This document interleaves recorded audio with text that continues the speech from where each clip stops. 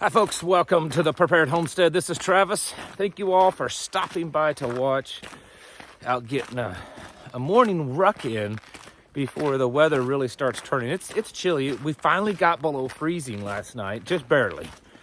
But that's the first time I think in 2 or 3 weeks that the nighttime low was below freezing. That's just so strange. But tomorrow, supposed to be getting anywhere between 3 and 6 inches of snow, but the temperature's still not too bad. But we might be getting some snow. Out this morning with part of the crew, getting some team ruck going on. So it's a good morning for that. And you know, folks, I say it often. I know others say it, but you need to be getting out and doing this kind of stuff. You need to be getting in better shape. You need to be testing your gear, testing your body. You know, if you don't have a place like this to do it, go to a gym, go to a park, walk. You don't have to have tactical gear like this to do it. You know, just a regular backpack you'd carry at school, put some weight in it. You know, if you can't carry 40 pounds of weight for at least 2 or 3 miles, that's a problem. And you need to get out there and do that. It also, when you do it with the team, with the crew, it builds, you know, brotherhood and sisterhood, and it just builds a team spirit. And so you need to be doing this for a lot of reasons. Probably number one is just the health. You know, it's healthy. It's good for you. It builds endurance. You don't have to be the fastest. You don't have to be able to carry the most, weight, all that kind of stuff. Really, in the end, endurance is going to be the most important thing. Can you make the journey?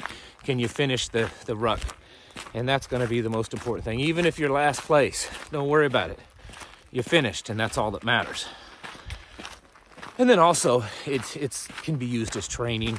And like I said, being used to kind of build a bond between everyone. When you're out doing this kind of stuff, talking and sweating together and all that, it builds a bond. It's just a natural process. So I want to strongly encourage you to be doing this stuff, because at some point in the future, when things fall apart, when things get bad, whether it's a small situation, regional situation, or big collapse, you're going to have to be more physical. You're not going to be able to just sit there in front of the TV and watch everything happen. You're going to have to get up and do stuff. You're going to have to get up and get water and get food and grow gardens, or defend yourself, or go to someone else's aid. All these things and more. And if you're not physically able to do them, well, then that's going to be a big problem. No matter how well you're trained, no matter how well you're equipped, if you're not able to actually physically do the stuff, well, it's going to be a big issue. The news is just, it's crazy this week. And I really don't want to focus on it. I have for the last few days. I focused on the news, but it makes you wonder, is it just one of those cycles?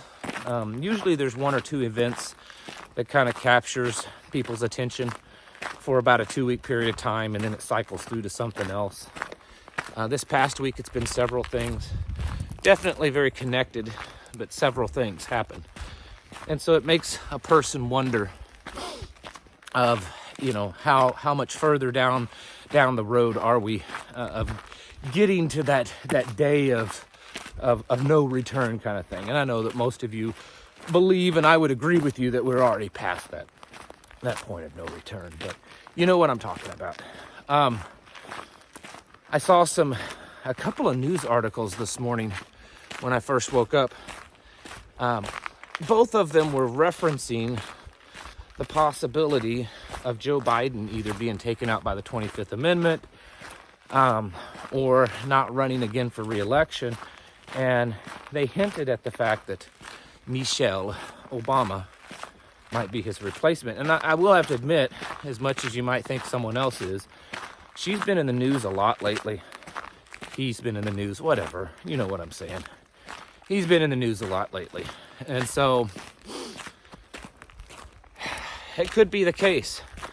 And I'm telling you, folks, if we get a good old switcheroo like that, as bad as the current guy in the White House is, I think that'll be kind of the final nail in the coffin. You know, it'll be done at that point. And it'll just be, I don't know, we're in survival mode. We're in total protection mode.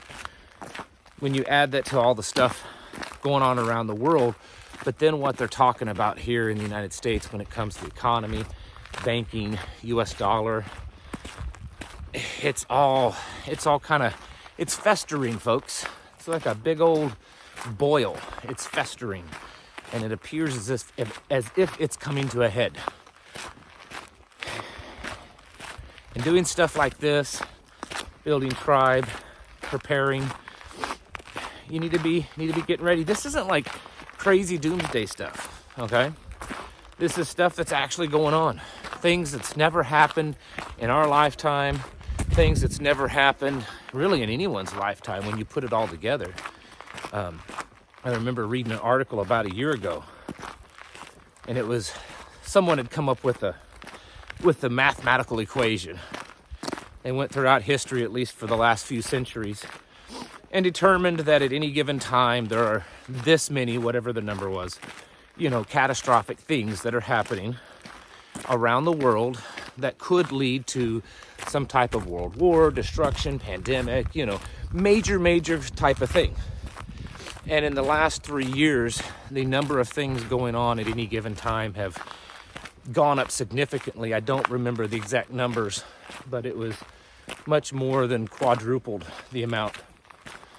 And I think it's just an indicator that we're in that era of chaos, which is exactly what the United Nations Secretary General said this past week, that the world has entered an era of chaos and that it's going to get bad. It's what Klaus Schwab said a few years ago about how it's going to start getting bad, and that people are going to be angry, and that it's a narrow window of opportunity. I'm trying to keep the sun from blinding you, you know, if I hold it right there. But there's a narrow window of opportunity to do the things that they need to do. Probably because if they wait too long, things are just going to completely fall apart, and then there'd be less hope of them being able to enact their plans. So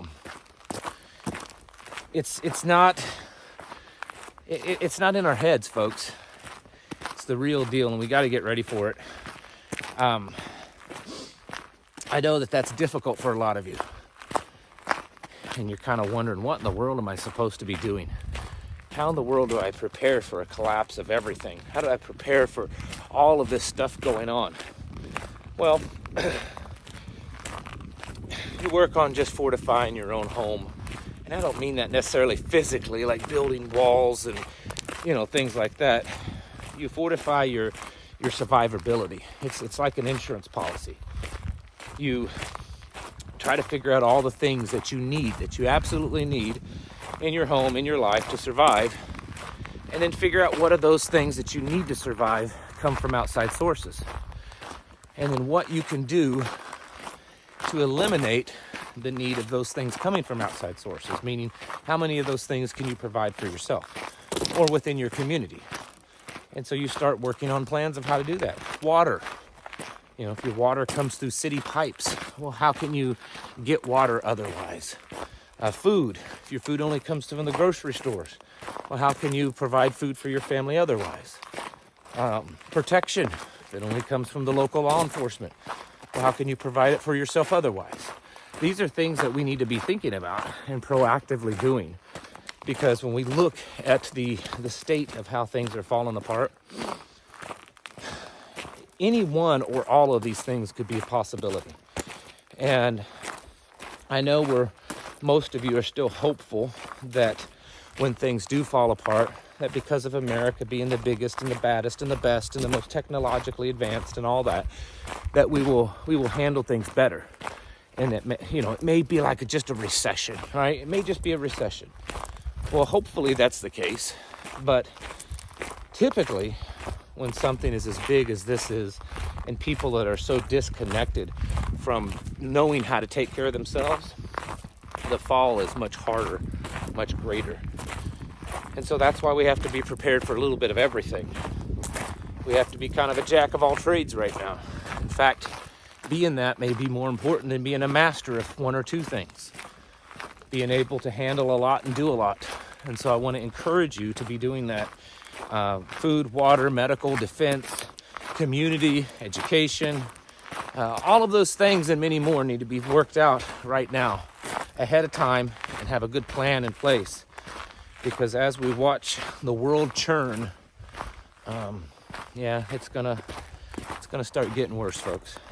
Anyways, I'm gonna catch up with the rest of the crew. They're down the hill right now. I don't know if you can see them. They're just crossed that creek.